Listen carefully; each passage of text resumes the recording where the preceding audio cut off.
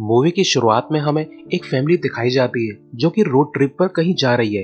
आदमी का नाम रे है और वाइफ का नाम है जॉन और इनकी बेटी का नाम पेरी है। फिर ये लोग हाईवे के साइड में एक गैस स्टेशन पर रुकते हैं। जब रे का ध्यान पेरी पर नहीं था तो पेरी खेल खेल में एक कंस्ट्रक्शन साइट की तरफ चल देती है जहाँ उसके पीछे एक डॉगी पड़ जाता है और पेरी डर कर पीछे हटने लगती है। इसी वक्त पेरी की चीख सुनकर रे भी अलर्ट हो जाता है और देखता है कि पेरी खतरे में है, तो वो पेरी को तसल्ली देता है कि पीछे मत हटना बेटा। जब रे डॉगी को डराकर भगाने के लिए पत्थर मारता है तो पेरी डर के नीचे गिर जाती है और रे भी पेरी को बचाने के चक्कर में जंप लगा देता है, मगर वो नीचे गिरकर बेहोश हो जाता है। जब रे को होश आता है तब तक उसकी वाइफ पेरी तक पहुंच चुकी थी और वो काफी रो रही होती है।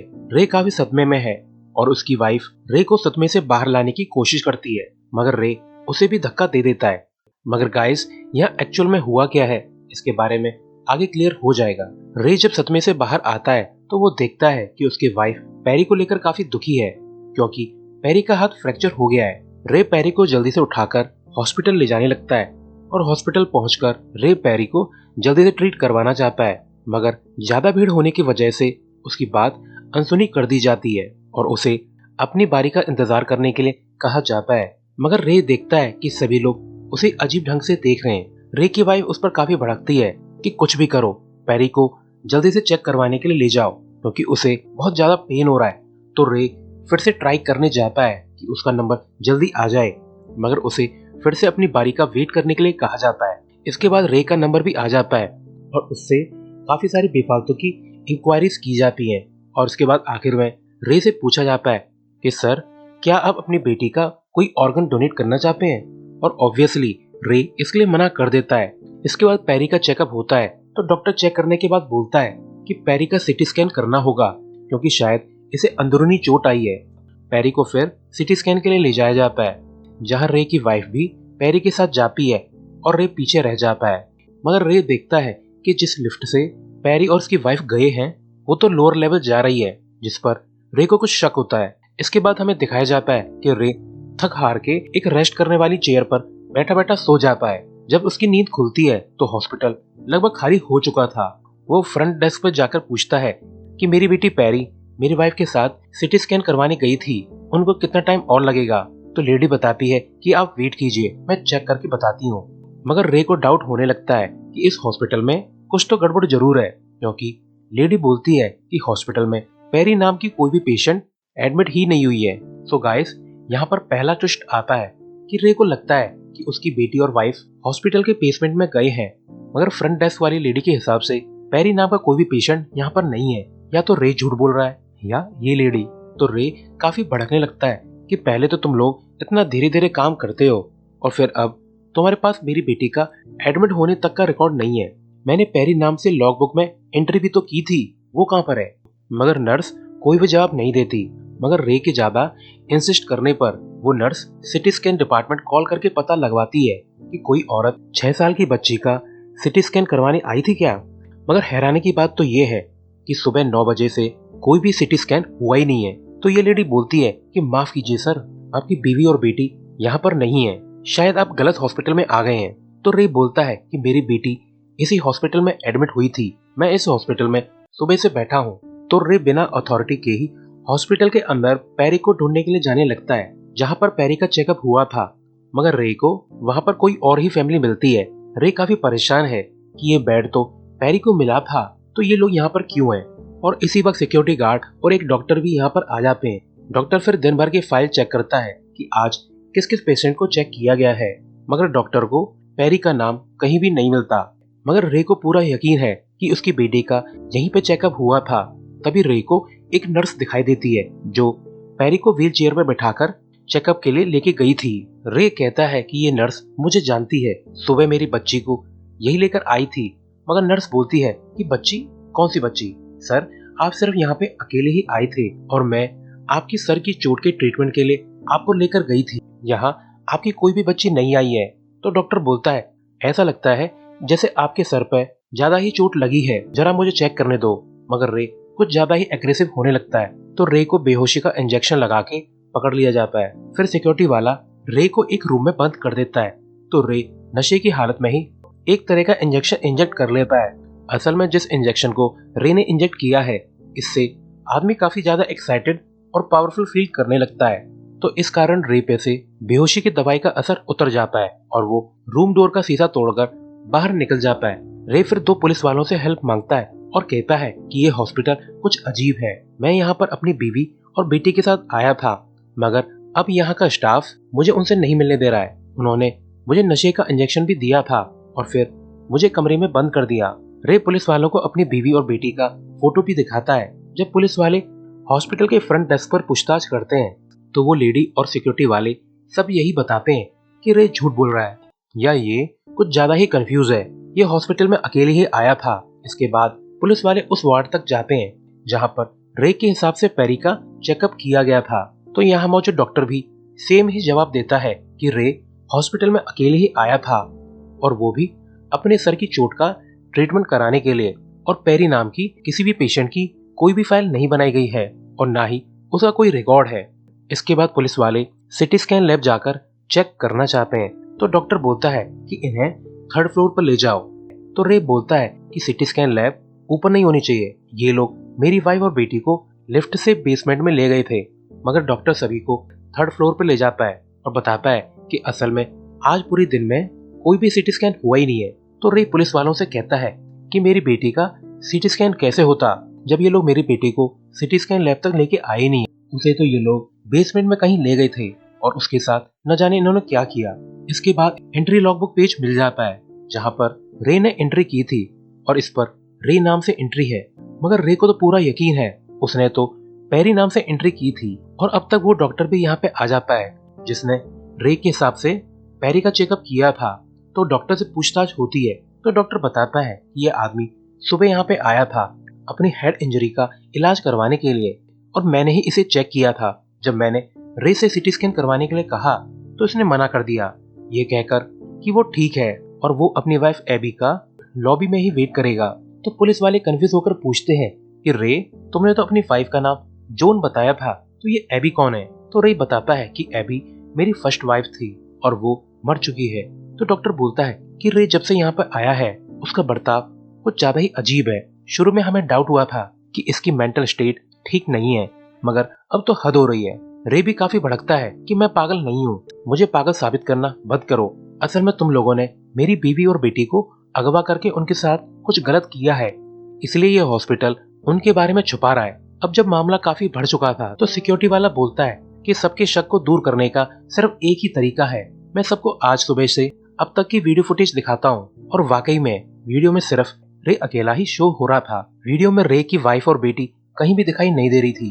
अब सभी को यकीन हो जाता है कि रे हॉस्पिटल में अकेले ही आया था।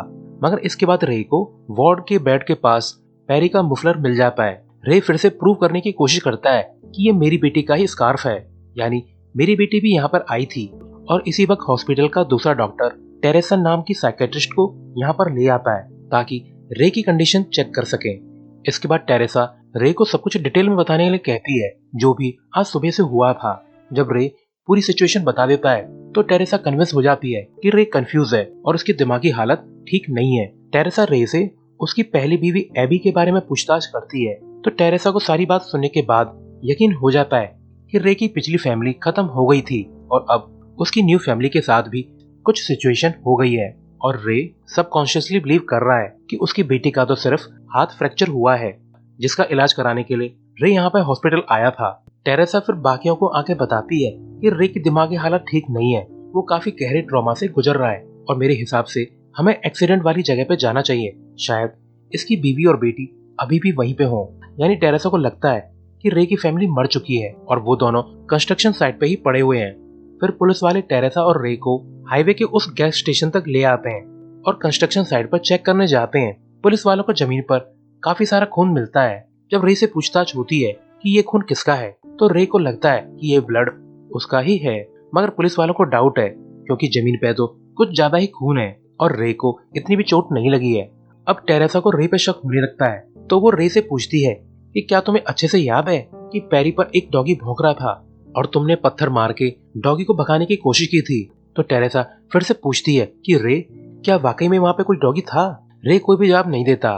तो टेरेसा फिर अपनी थ्योरी बताती है कि असल में तुम अपनी बीवी और बेटी से बहुत ज्यादा गुस्सा थे, तो तुमने गुस्सा उतारने के लिए पत्थर किसी डॉगी में नहीं बल्कि अपनी बेटी में ही मारा था, जिससे वो नीचे गिर के मर गई। और फिर तुम्हारी वाइफ भी यहाँ पे आ गई थी, तो तुमने उस पर भी हमला कर दिया। क्यों रे, ऐसा ही हुआ था ना? अब ये सुनकर रे को भी थोड़ा थोड़ा लगने लगता है कि शायद ऐसा ही कुछ हुआ है। टेरेसा फिर बोलती है कि रे, असल में हमारा दिमाग कभी कभी झूठी सच्चाई बना लेता है। असल में तुम अपनी फैमिली को खोलना नहीं चाहते थे, तो तुम्हारे दिमाग ने फेक रियलिटी बना ली कि तुम्हारी बेटी और वाइफ अभी तक जिंदा है। तुम्हारा दिमाग ये मानने को तैयार ही नहीं है कि तुम्हारी वाइफ और बेटी तुम्हारे ही हाथों मारे जा चुके हैं। टेरेसा रे के करीब आके पूछती है कि रे, तुमने अपनी बेटी और वाइफ की डेड बॉडी को कहाँ छुपाया है? मगर रे इसका कोई भी जवाब नहीं देता। तो मैटर क्लियर हो जाने पर पुलिस वाले रे को मर्डर के आरोप में अरेस्ट करने लगते हैं। मगर रे को इसी वक्त वही डॉगी दिखता है, तो उसकी उम्मीद फिर से जाग उठती है कि शायद उसकी बेटी और वाइफ अभी भी हॉस्पिटल में ही मौजूद हों। रे एक पुलिस वाली की गन निकालकर टेरेसा पे गन पॉइंट कर देता है। रे फिर सभी को एक रूम में बंद करके फिर से हॉस्पिटल चला जाता है, जहां वो सबसे छुपते छुपाते अंदर पहुंच जाता है, जहां उसे अपनी पुरानी वाइफ एबी का डेथ सीन याद आता है, जो कि एक कार एक्सीडेंट में मारी गई थी और मरते वक्त एबी प्रेग्नेंट थी। इसके बाद रे डॉक्टर कोट पहनकर लिफ्ट तक पहुंच जाता है और सिक्योरिटी वाले पे गन पॉइंट करके नीचे लिफ्ट ले जाने के लिए कहता है, क्योंकि लिफ्ट बिना कीज के नीचे नहीं जा सकती थी। मगर सिक्योरिटी वाला मौका देखकर रे पे हमला कर देता है और काफी देर फाइट के बाद रे उसको निपटा देता है। और फिर रे खुद को तसल्ली देता है कि वो ये सब तो अपनी फैमिली के लिए कर रहा है। इसके बाद रे लोअर लेवल तक पहुंच जाता है, जहां उसे 2 स्टाफ मेंबर ह्यूमन ऑर्गन्स का बॉक्स ले जाते हुए दिखते हैं। तो रे छुपते छुपाते उस रूम तक पहुंच जाता है जहां से वो स्टाफ वाले आए थे। रे को वहां पर 2 डेड बॉडीज मिलती हैं जिनके बॉडी के ऑर्गन्स मिसिंग थे। इसके बाद रे को वो नर्स दिखाई देती है जिसने पैरी को एडमिट करने से पहले रे से काफी पूछताछ की थी, जिनमें उसने ऑर्गन डोनेट करने की बात भी पूछी थी। तो रे को यकीन हो जाता है कि इस हॉस्पिटल में लोगों के इलीगली ऑर्गन्स निकाल लिए जाते हैं, और रे को लगता है कि कहीं उसकी वाइफ और बेटी के साथ भी ऐसा तो कुछ नहीं हुआ है। रे फिर उस नर्स के पीछे जाता है और एक रूम तक पहुंच जाता है जहां उसे ऑपरेशन टेबल पर पैरी नजर आती है। रे डॉक्टर्स पर गन पॉइंट करके पैरी की हालत चेक करता है। रे काफी खुश होता है कि पैरी अभी तक ठीक ठाक है। रे को यहाँ पर अपनी वाइफ भी मिल जाती है। रे फिर डॉक्टर पर गोली चला देता है, मगर गोली गैस के एक पाइप पे जाकर लगती है। और इसके बाद रे अपनी बेटी और बीवी को यहाँ से ले जाने की कोशिश करता है, तो डॉक्टर्स रे को पकड़ लेते हैं और उसे नशे का इंजेक्शन देने की कोशिश करते हैं। मगर रे गन से ऊपर की तरफ शूट कर देता है, जिससे यहाँ पर एक ब्लास्ट हो जाता है और ब्लास्ट के कारण डॉक्टर्स काफी ज्यादा इंजर्ड हो जाते हैं, मगर रे ठीक ठाक है। इसके बाद रे अपनी बीवी और बेटी को बाहर लेकर आ जाता है और उन्हें अपने कार में बिठाकर यहाँ से निकल जाता है। गाइस, अब ध्यान से देखना, स्टोरी अब क्लियर होती जाएगी। हमें रे की कार में एक रैंडम पेशेंट की बॉडी दिखाई देती है, मगर रे के हिसाब से तो यहाँ पे उसकी बीवी और बेटी को होना चाहिए था, क्योंकि रे उन्हें ही तो हॉस्पिटल से लेकर आया था। मगर असल में गाइस, रे हॉस्पिटल से पैरी वगैरह को लेकर नहीं आया था। हॉस्पिटल बेड पर पैरी की बजाय ये पेशेंट था। डॉक्टर ने रे को वार्न भी किया था कि तुम कंफ्यूज हो, मगर रे इसे पैरी समझकर हॉस्पिटल से ले आया था। असल में गाइस, जब कंस्ट्रक्शन साइट पर रे ने डॉगी को भगाने के लिए पत्थर मारा था, तो पैरी नीचे गिर गई थी और नीचे गिरकर उसकी मौत हो गई थी, जिससे रे एक सदमे में चला जाता है और उसे होश ही नहीं रहता कि वो क्या कर रहा है। और इसी समय उसकी वाइफ को भी पता चल जाता है कि पैरी मर चुकी है।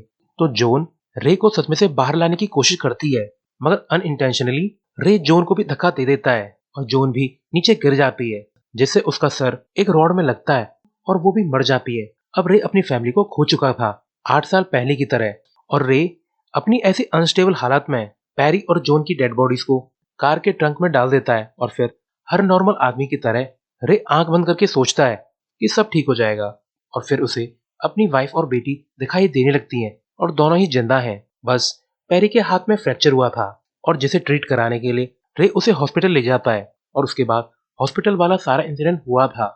असल में ये सारा इंसिडेंट रॉय की सबकॉन्शियस माइंड ने कोल्ड हार्ड ट्रुथ या यूं बोलो तो रियलिटी से भागने के लिए बनाया था। वो अपनी वाइफ से इतना प्यार करता था कि उसे यकीन हो गया कि उसकी फैमिली बिल्कुल ठीक है। मगर इस समय रे की कार में 3 डेड बॉडीज हैं और बेचारे को अभी भी बैक सीट पर अपनी बीवी और बेटी स्माइल करते हुए नजर आ रहे थे। और इसी सीन के साथ ये ट्रेजेडिक मूवी एंड हो जाती है। Thanks for watching.